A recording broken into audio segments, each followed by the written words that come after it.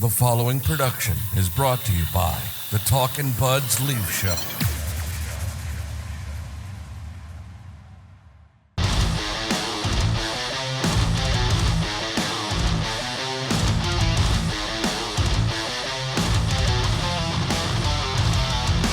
Here we go, Talkin' Buds Leaf Show, episode 330. Look, man, this has not been a fun year. This has been a really hard year.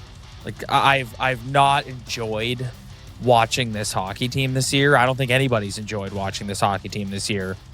I think you and I have done a good job so far of just not being too crazy. Like, we've tried to keep a level head and tried to have like high level discussions about like, oh, you know, what's the best way to move forward? What should the organization do in terms of like trying to bottom out, or should they try and push to make the playoffs, and just tried to keep a level head. Tonight broke me. I'm broken. Like, this is hell. We are in sports fan hell. This team is fucked. This organization is fucked 10 ways from Sunday. This is hell. This is sports fan hell. You are literally stuck in a place where, tell me a positive. This team is not good enough to be any sort of threat come playoff time. They're not quite bad enough to finish in the bottom five, so they're going to hand the Boston Bruins the fucking 7th overall pick. Yeah. There's just you've got a management team that doesn't want to lose their job, so shit's floating around online that Brad Treliving has circled back on Rasmus Andersson. It's like, oh my God, you have a coach for what? Like, I don't know, man. You have a coach who, it's like, I like Craig Berube. I have a ton of respect of Craig Berube. The star players on this team fucking hate his guts. Like, they don't. These guys have quit. Quit on Craig Berube. These guys like any coach? No, that's the thing. You can't tell me, though, watching Auston Matthews and Matthew Nyes and William Nylander play tonight, that these guys are out there that have not quit on their head coach. They absolutely have. Yeah. It's just like Easton Cowan had a pretty good game tonight. Nick Robertson had a pretty good game tonight. But at the end of the day, man, it's like this team's going nowhere fast. And we've talked a lot about how they need to bottom out. The right thing for this organization to do is get out in front of it and start selling off assets and start trying like for a retool. Brad Treliving's not going to do that. If this team doesn't make the playoffs, he's fucking fired. So why the hell is he going to do that? Which is why he's circling back on Rasmus Andersson. Then you have an ownership group who I think, truth be told, if you told me right now this ownership group would prioritize 3 playoff gates over what's right for this franchise in the long term, I'd absolutely believe you. Like, if you told me right now in meetings with the MLSE board and Brad Treliving and Keith Pelly, whoever, that their number one priority is how do we make the playoffs so we can reap the revenue from making the playoffs, I'd absolutely believe you. So when I say this team and this organization is fucked 10 ways from Sunday, that's what I mean.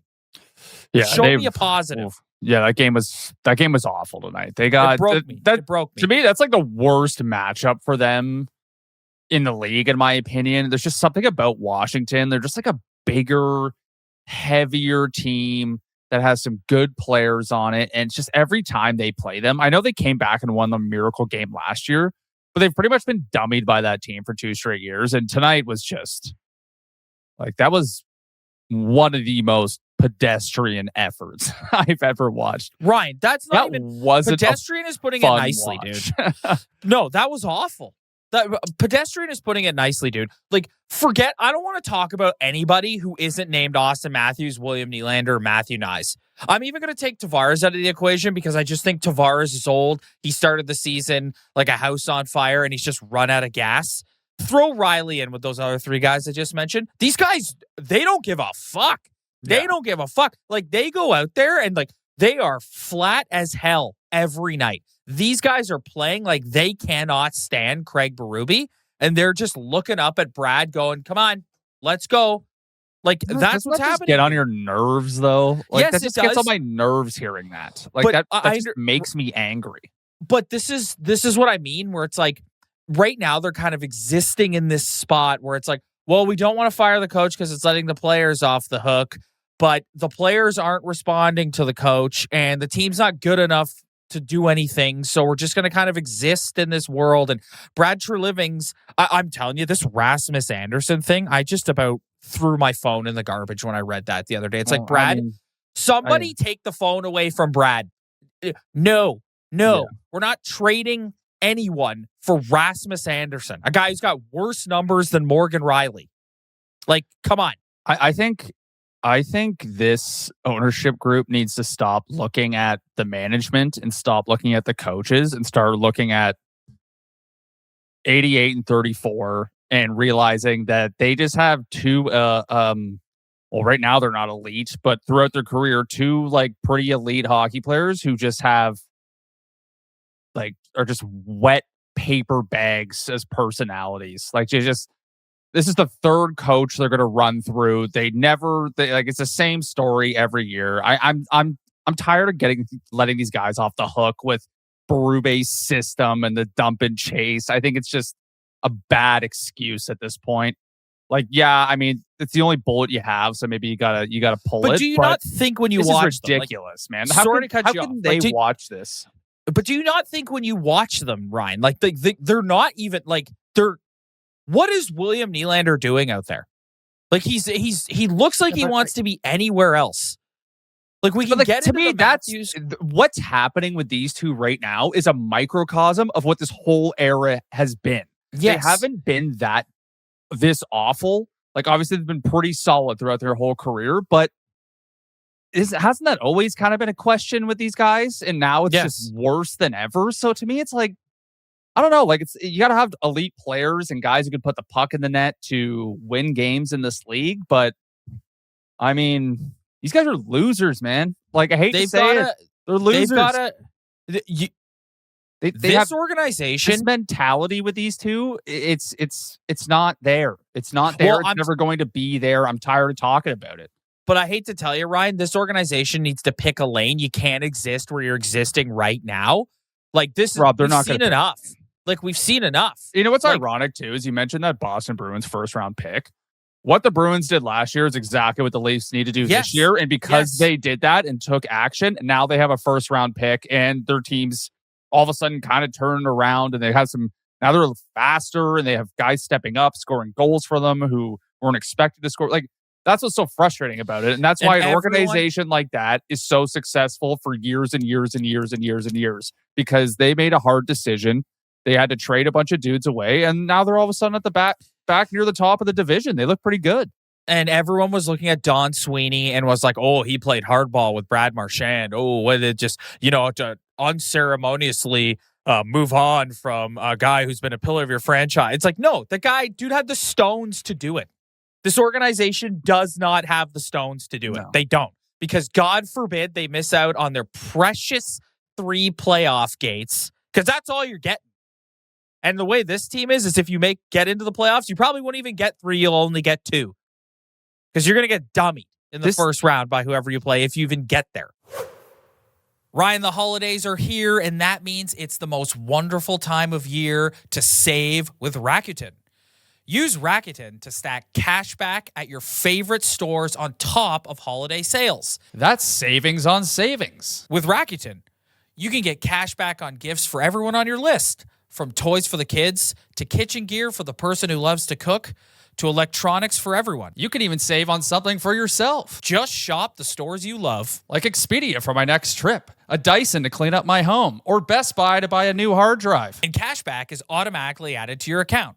And you can choose to get paid via Interac e-transfer, PayPal, or check.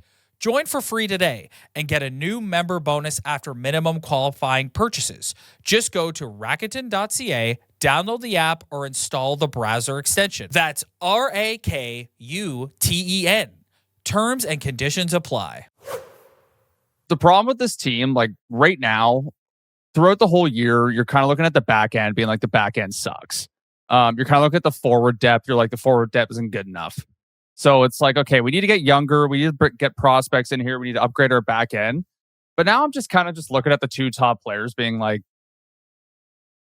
maybe we need to move on. Like these two, like they, what you said, they look like they want to be anywhere else, and that is just extremely concerning with the way they're playing right now.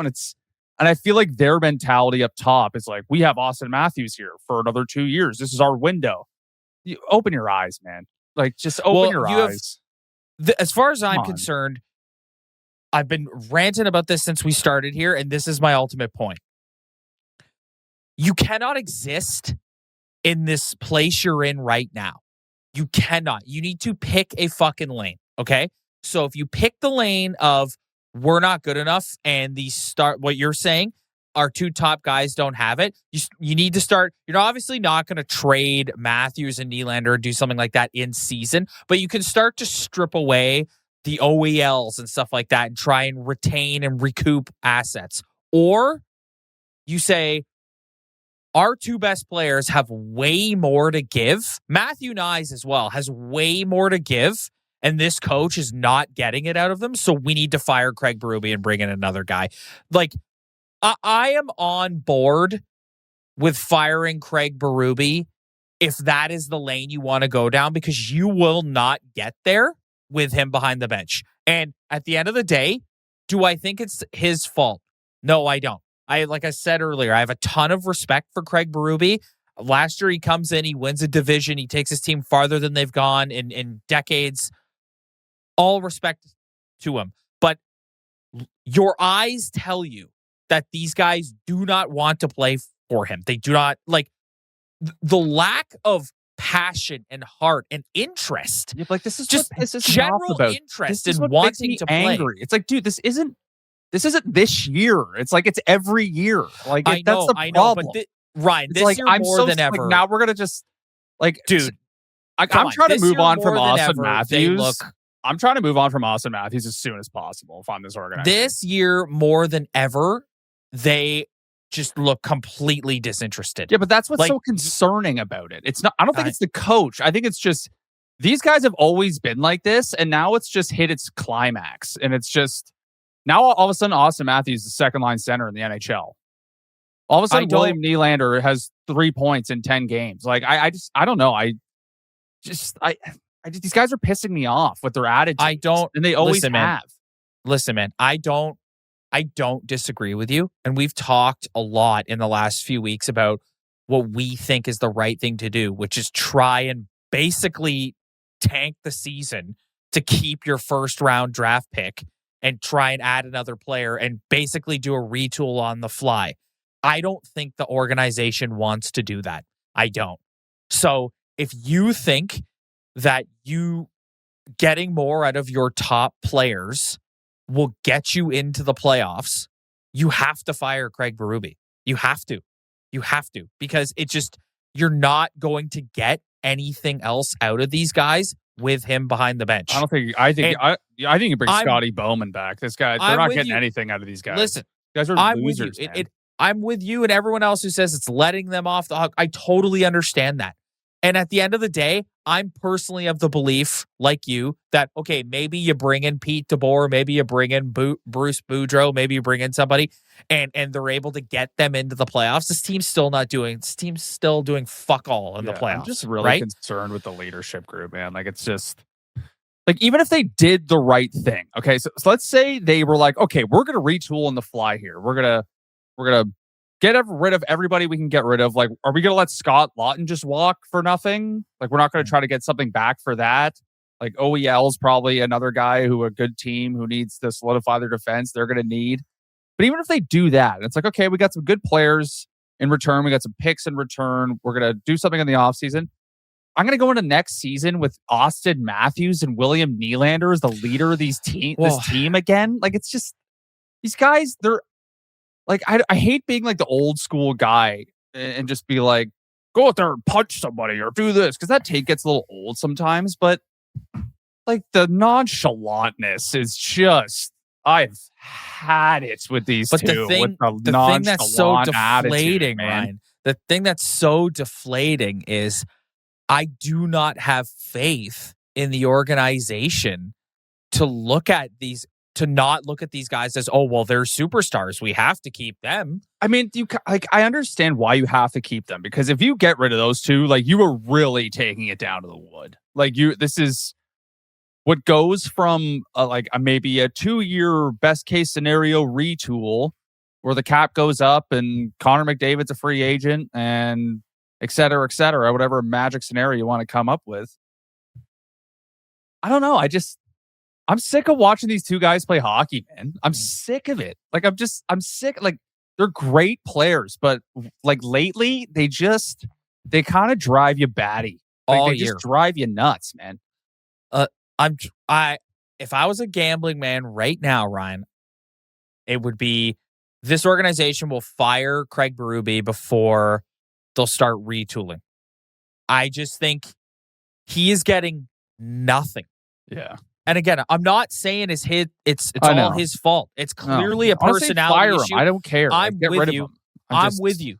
These guys are problems. Auston Matthews is injured. He doesn't want to be here anymore. There's all kinds of that going on. Nylander and Berube got into it last week or the week before, and he's literally been pout ever since. The guy's literally pouting and has been pouting for weeks now. I don't know what the hell is going on with Matthew Nyes. Yeah. But it's like, I could see a scenario where they're just like, we think we can get more out of our top guys, and Craig's not getting anything out. He's not getting anything out of them. Honestly, that's the thing, man. It's not like, oh, they're out there and they're all around it and it's just not going in for them or whatever. Those guys were awful tonight.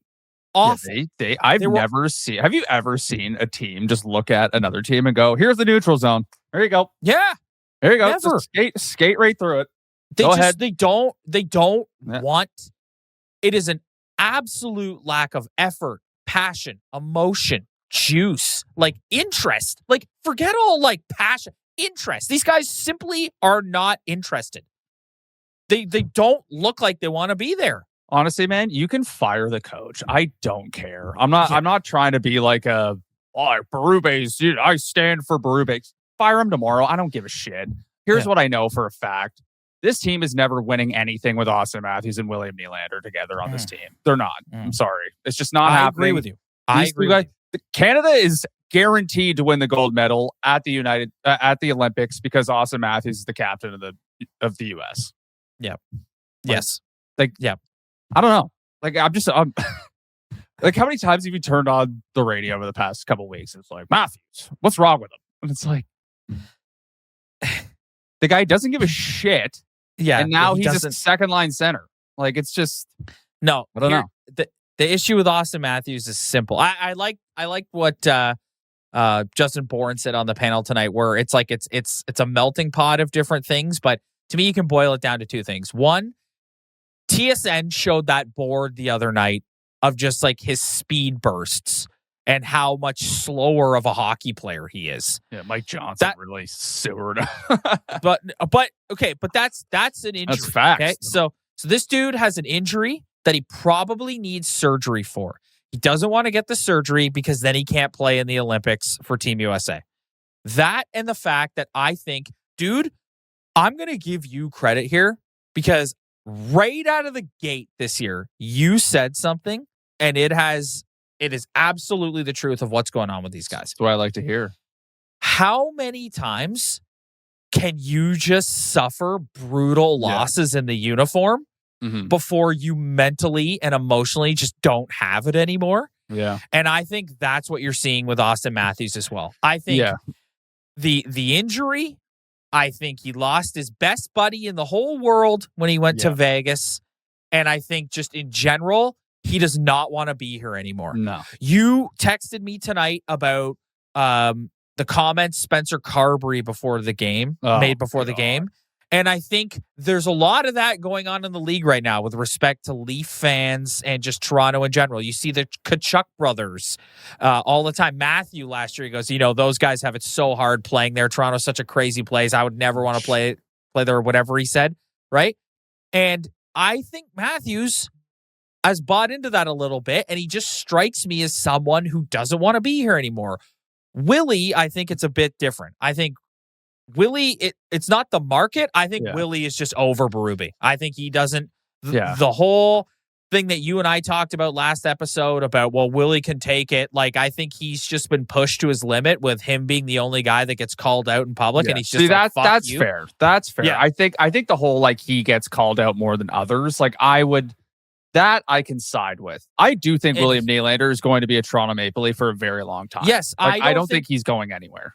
Exactly. And I think if I was a gambling man and you said in the next couple seasons, who's more likely to be here, the two of them, it's Nylander. Oh, dude. Because Rob, I would bet my life that Auston Matthews is not a Maple Leaf when this contract is up. I would bet anything on that. Anything. Yes. It's not happening.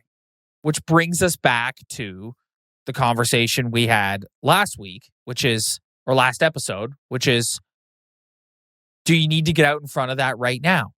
And do you need to start talking to him about that right now? And so what happened with Marner doesn't happen with him. That's a disaster. It is. It's this is why we're going to be doing a lot of post games over the holidays, because it's Christmas time and their schedule's weird, and like it just makes sense for us to do post game shows. But traditionally, this is why we don't do them, because this has been 21 minutes of you and I just rambling incoherently, because watching that fucking hockey game broke me tonight. It broke me. Yeah, it was bad. That was. And dude, the game the other night was terrible. Was also awful. Yeah. Dude, I'm at the point where I've said it before. This is season 8 for you and me doing this podcast. Mm-hmm. This is the only time it's ever felt like work. And not because I don't love jumping on here with you. It's because we've got to sit and watch these fucking games. There's 49 more games of watching that. Watching a team get dummy for 60 minutes. Like you said, give up the neutral zone all night long. Jacob Chikrin, here's a free fucking lane right to the net to wire it past Hildeby. Like, it's brutal. Here's fucking Craig Berube and Mark Savard just shoving the same horrendous power play over the boards. I'm not even talking about that anymore. I can't talk about it anymore. Like, enough is enough. Enough. Yeah. Like, it's just, it's ridiculous. Here's Anthony Stolarz just gone. We don't get any fucking updates on him. Is there Tanev? He might be having surgery. Actually, no, he's skating. Actually, no, he's still a few days away. Like, what the fuck, man? This is awful. Is there a harder job on planet Earth right now than being a Toronto Maple Leaf goaltender?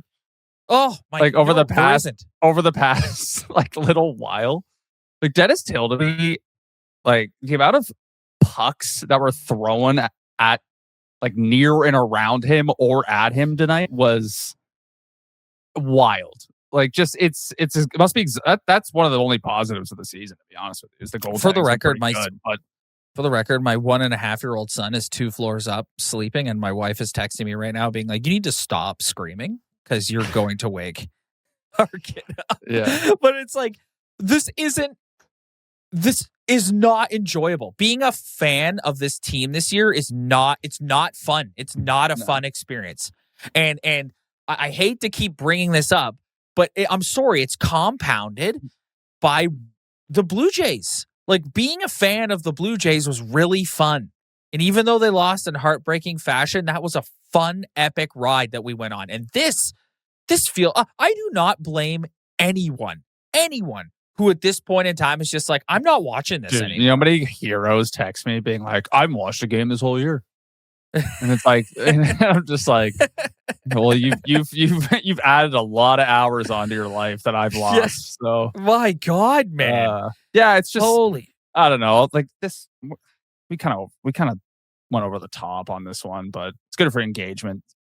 A little rage bait for all Leaf fans out there. I'm sorry. Disagree. I'm sorry. You and I have been level-headed this whole season, and we've kept it together this whole season, and we've just been like, it is what it is. This is happening. That's happening. Whatever. But It's been a couple just but nothing like this. But just okay. watching that again tonight after, you're right. They were awful on Tuesday against a Bedardless Blackhawks team. And again, I'm sorry to keep coming back to this. I go online and I see the draggers of the world being like, well, the Leafs have circled back on Rasmus Andersson. It's like, I will drive down there and I will take Brad Treliving's phone and I will throw it in fucking Lake Ontario myself.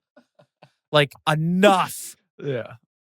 Here's my just bottom line. My point for this episode. I just need to summarize it one more time. This whole era, there's been one problem. The give-o-bleep-o-meter, or the digging down, or the playing harder. And this year it's worse than ever, but it's been the same. It's always been the same. And now it's just 10 times worse. And I just can't. I don't trust the top players on this team anymore. Like they just, they're great players. They keep you in a playoff rate. Like they're going to be hovering around all year because, I mean, at the end of the year, they're still going to have good years compared to average dudes around the league. But like just the softness, like tonight, like the play in the D zone, like the Capitals literally could have had a nap in the offensive zone. Like how easily they were moving the puck around and getting shots and getting the puck back and just setting up plays. And it's just ridiculous to watch. It's like, how does this team is just, can we just please move into the next era of the Toronto Maple Leafs, where I know the game of hockey is getting less physical and blah, blah, blah, but we need to move to the next era of this team is just, can we just go anti-soft, but not Brad Treliving anti-soft, where you're going to sign a bunch of dudes who can't skate. Where you're literally going to create the slowest hockey team of all time. Yeah, we're going to get bigger, but we're going to get 10 times slower. Oh my God. That's something people didn't factor in. I've never 180'd on a human being more than I never want to see Brad Treliving again. This is a dog shit hockey team that this guy's built. I was thinking of a segment we should do one day when we're bored because I don't know how many of these episodes I can do of list of like good move, bad move for Brad throughout his tenure here. Because there's been some good ones, but there's been some bad ones as well. Yes. And this hockey team that he has built sucks. And they are so slow. Yeah. And it's just, oh my God. Well, good news. Like I said earlier, through the rest of the Christmas break here, we're going to do 2 more post-game shows. So I hope you're ready for that, because their schedule is fucked. Like they play Saturday. Ryan, I got to tell you, man, I don't know if I can watch Sunday night against the Dallas Stars. Like they are going to get obliterated on Sunday night against the Dallas Stars. Honestly think, they are. Yeah. Yes. I feel like they always played Dallas well. I remember that one year where Matt Murray made like a zillion saves against them. Yes. I feel like they always kind of play them well, but this is a different team now. Yeah, this is a way different team, dude. So we will be back on Tuesday after the Pittsburgh game. They're playing the Pittsburgh Penguins on Tuesday at 4 p.m. So we'll be back to do a post-game show after that one. I mean, I'm going to try my best to not come on and just lose my mind. This was one of our craziest, most rambling episodes we've ever done, but I'm broken. They broke me tonight. They broke me. I've tried to remain level-headed. Well, they gave you a carrot there. They gave you a carrot for a second there. Yeah. They had a decent run. And you look at the record, the Carberry gaslighting comment where it's like, oh, this is the record over the past 10 games. And it's like, yeah, that's true, I guess. But go look at the standings, man. They're still falling behind. Like Detroit keeps winning.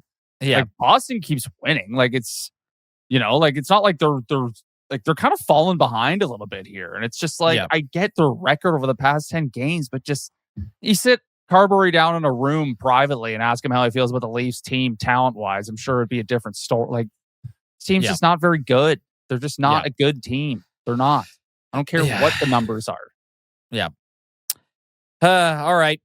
We're going to get out of here. Like I said, we'll be back on Tuesday following the Pittsburgh Penguins game. If you'd like to join us for that, hit the like and subscribe button below. Hope everybody has a really nice holiday. Hopefully the Leafs don't impact your Christmas or whatever you may celebrate. I hope just don't let them bring you down. It's a holiday season. Everyone's always in a good mood during coming from the guy who just had a coronary over. Coming from the guy who's literally having his Christmas waking up his child from yelling 3-4s below him. Yeah. Nut job. What can I say? Hit the like and subscribe button below. If you're listening to the audio version, please do the same. We will see you guys on Tuesday. Spread the word. Tell your friends.